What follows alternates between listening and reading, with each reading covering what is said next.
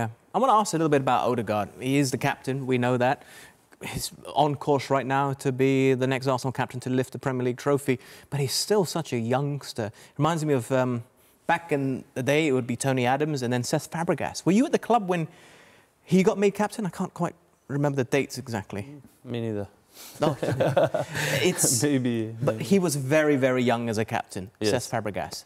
Very influential. Yeah. And you can see that in Odegaard as well. Very influential for Arsenal's game.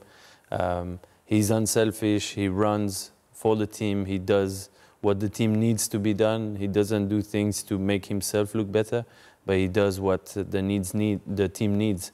He's also the relay of the coach on the pitch. You can see that as well. He comes to the side and speaks to Mikel Arteta and relays that to the rest of the team. He's a real leader, and you know, you could see today, even sometimes he was the one pressing on the center defenders and continuing the runs, and not pressing one time, but continuing to the second one and to the third one. And this brings a lot of energy to the rest of the team. It's contagious. Yeah, I guess age shouldn't be an issue, but was Fabregas a good captain for you? Yeah, for sure. Yeah. Even despite his age? Yeah. He was so influential for the game, you know. What Arsenal needed was to give the ball to him in the right positions, and he would pick out the passes. So for sure, he was also a very good captain, a lot of character, and that transmits to his teammates. Yeah. What would I add about Odegaard?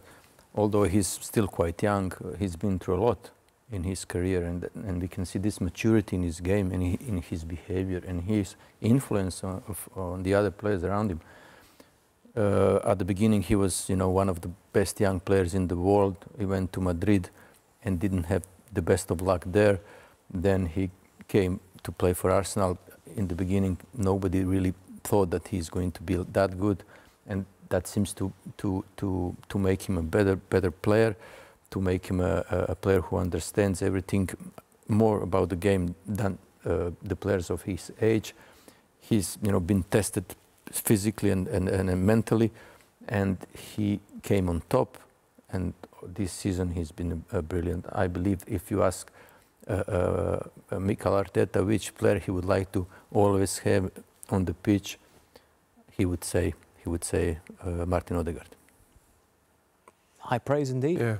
You know, speaking about Arteta there as well, and I'm sure he doesn't reference Manchester City, but you know, Arteta was at Manchester City under Pep Guardiola while they were winning trophies.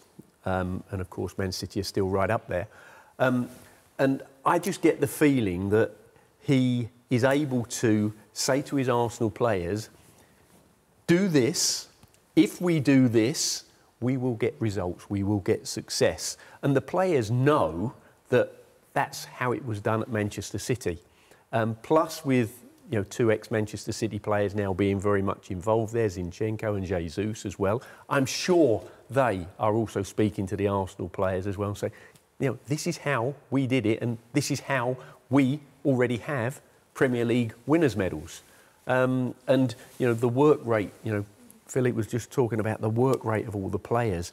You know, to win the league, there's no easy way of doing it. You have to graft, you have to work extremely hard, of course, coupled with great talent as well.